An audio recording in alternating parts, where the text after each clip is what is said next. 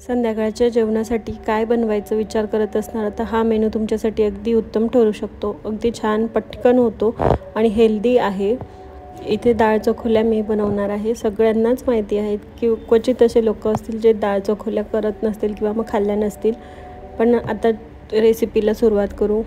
तुरीची डाळ मी स्वच्छ 3-4 पाण्याने धुवून घेतली. हळद, मीठ आणि तेल टाकून 4 शिट्ट्या काढून घेणार आहे. छान मऊसूत शिजून होईल तोपर्यंत. आणि इथे कणिक मळायला घेते मी आता चकोल्यांसाठी.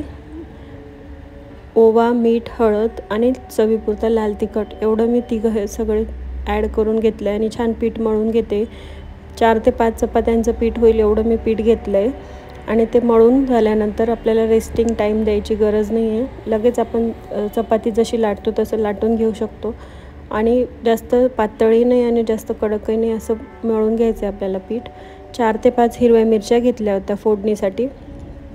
एक लाल मिरची झाली होती त्यामध्ये, ती पण मी ॲड करून घेतली आहे. लसूण बारीक कापून घेते. कढीपत्ता घेतला आहे साईडला तुम्ही बघू शकता. आणि कोथिंबीर स्वच्छ धुतलेली होती आधीच, ती कापून घ्यायची आपल्याला. एवढंच आपल्याला तयारी करून घ्यायची. खूप वेळ किंवा मग जास्त तामझाम करायची गरज नसते, म्हणून पटकन होतं असं मी म्हटलेच होते तुम्हाला आधी. डाळही मस्त छान शिजली होती आणि थंड झाल्यानंतर वाफ काढून घेतली मी. आता फोडणी तयार करून घेऊया. फोडणीसाठी आपण तूप किंवा तेल दोघंही घेऊ शकतो. मी इथे तेलाचा वापर करते.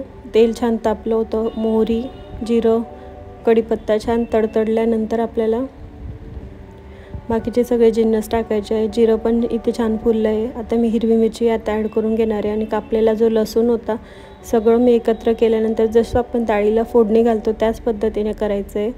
याच्यात आपण कांदा, टोमॅटो बारीक चिरून ॲड करू शकतो, पण मी अगदी सिंपल पद्धतीने बनवणार आहे, पटकन होईल अशी. आणि मीठ चवीनुसार आपण ॲडजस्ट करून घ्यायचं आहे. डाळ शिजतानाही टाकलं होतं आणि पिठातही आपण मीठ टाकून घेतलं आहे, म्हणून बेतानेच मीठ टाकायचं आहे आपल्याला. आता इथे मी चकोल्यांसाठी जे पातळ आपण चपाती लाटून घेतो ती लाटून घेते. साधारण आपला पोळीचा गोळा असतो तसाच घ्यायचा आणि त्याच पद्धतीने आपल्याला पोळी लाटून घ्यायची बारीक. आणि मी व्हिडिओमध्ये बघितल्याप्रमाणे तसं आपल्याला काप करून घ्यायचे. चौकोन, त्रिकोण आपण आपल्या आवडीनुसार करून घेऊ शकतो. आणि छान असं मोकळ्या काढून घ्यायच्या. आणि पाणी जेव्हा आपली डाळ उकळते त्यात आपल्याला सोडायचं. डाळ उकळली नसेल तर आपण टाकायचं नाही, कारण की मग गोळा होतो पिठाचा.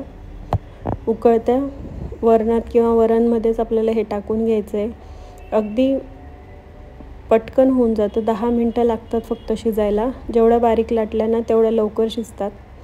इथे मी सगळं लाटून वरणफळ तयार झालं आहे आपलं, शिजूनही झालं आहे. 1-2 मिनटं मी त्याला शिजवून घेणार आहे अजून आणि सर्विंगसाठी हे रेडी असणार आहे. अगदी छान आणि पोटभरीचा हा पदार्थ आहे. मुलं, घरातले मोठे सगळे आवडीने खातील असं आहे. इथे माझं झाल्यानंतर डायरेक्ट आपण जेवायला बसू शकतो. थंड झाल्यानंतर ते एकदम घट्ट होतं, त्यापेक्षा गरमागरम खायला घ्यायचं. इथे ताट बनवून घेते मी. शेंगदाण्याची चटणी तोंडी लावायला घेतली आहे. गरज नाही आहे पण मी घेतली थोडीशी. पापड घेतला आहे. लिंबूचं लोणचं असतं आमच्याकडे किंवा मग कैरीचं, कोणतंही तुम्ही घेऊ शकता. नाही असलं तरी पण काही हरकत नाही. वरून तूप टाकायचं आणि मस्त एन्जॉय करायचं. बाय.